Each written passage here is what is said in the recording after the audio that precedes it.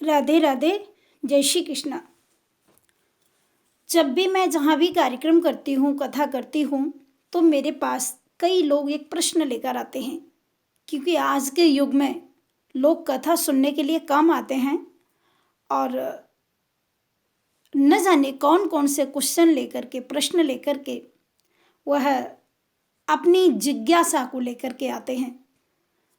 फिलहाल इसकी कोई बात नहीं है कि यदि कोई जिज्ञासा लेकर आया है तो उसका समाधान करना चाहिए, परंतु एक प्रश्न बड़ा अटपटा है जो मेरे सामने कई बार आता है। कई लोग कहते हैं कि पत्नी को पति का नाम क्यों नहीं लेना चाहिए, यदि पत्नी अपने पति का नाम लेकर उसको बुला ले तो इसमें हर्ज क्या है।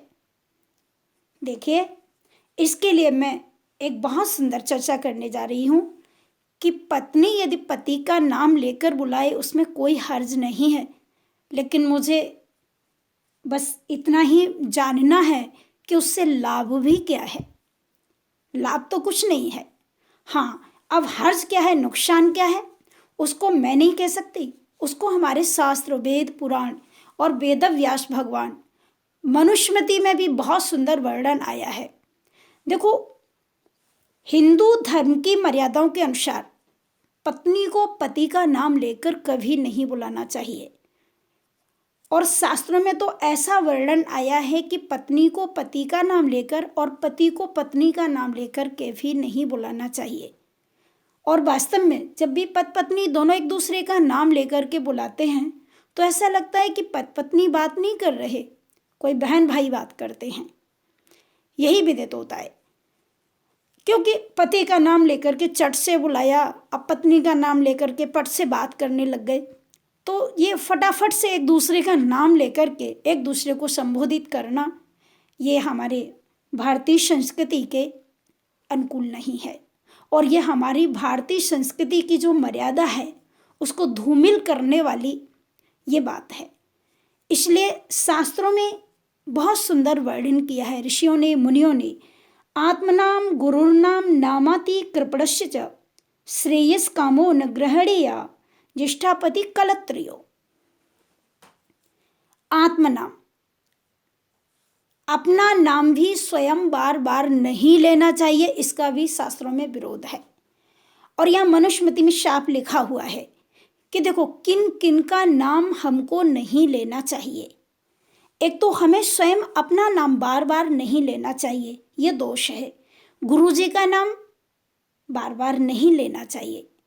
बहुत विशेष ज़रूरत, कोई विषम परिस्थिति है कि हमारे गुरुजी का नाम हमें कोई पूछने जा रहा है तो फिर हम बता सकते हैं, परंतु उस समय हम बता सकते हैं जिस समय गुरुजी हमारे सामने न हो।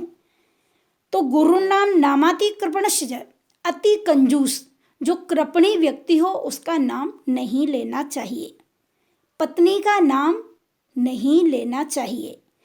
अपने ज्येष्ठ पुत्र का यानी सबसे बड़े पुत्र का नाम भी नहीं लेना चाहिए, और पति का नाम नहीं लेना चाहिए। अब पति का नाम एक प्रकार से आप ले सकती हैं, जरूर ले सकती हैं कि आप कोई परेशानी में हैं, आप किसी हैरानी में हैं।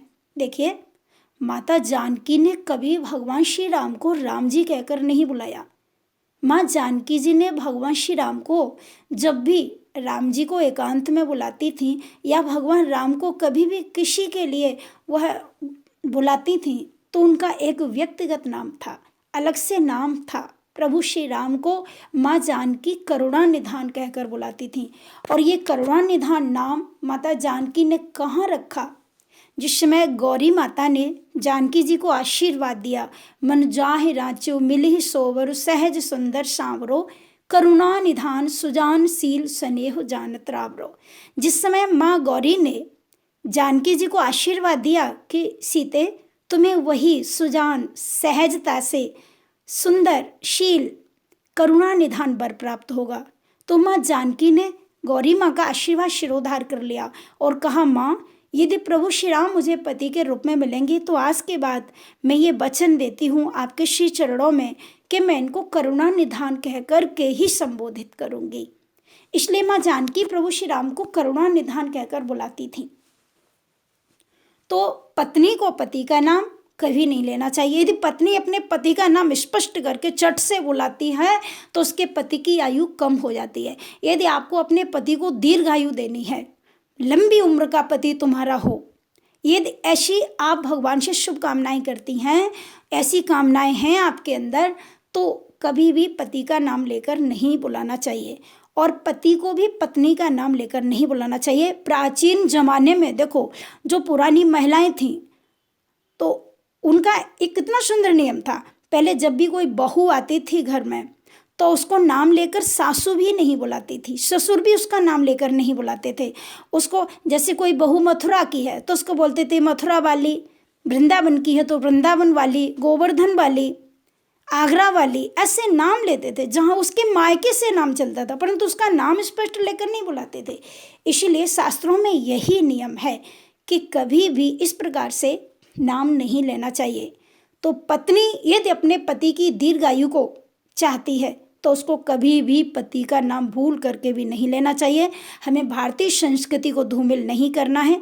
हमारी भारतीय संस्कृति की मर्यादाओं को लेकर चलते हुए, आज फैशन का दौर है, आज फैशन का ज़माना है, परंतु नहीं, हमें वेद शास्त्रों के अनुसार ही चलना है। और यदि हम वेद शास्त्रों की आज्ञा को शिरोधार्य करेंगे तो हमारा जीवन सुखी रहेगा और हमें कभी भी किसी प्रकार के पतन की ओर ले जाने से हमको ये शास्त्र, वेद, पुराण सभी बचाएंगे। और उस समय आप भारतीय संस्कृति की गरिमा रखते हुए, भारतीय संस्कृति के सौंदर्य को निखारते हुए इस प्रकार से शास्त्रों की बात पर विश्वास करेंगी तो आपका कल्याण होगा। इसलिए कभी भी पति का नाम लेकर के नहीं बुलाना चाहिए और कभी भी पत्नी का नाम लेकर के पति को नहीं बुलाना चाहिए। इससे उन दोनों की, एक दूसरे की आयु कम होती है। इसलिए हमारी भारतीय संस्कृति में नारियों का ये सौंदर्य है, नारियों का ये सम्मान है कि कभी भी नारी अपने पति का नाम लेकर न बुलाए।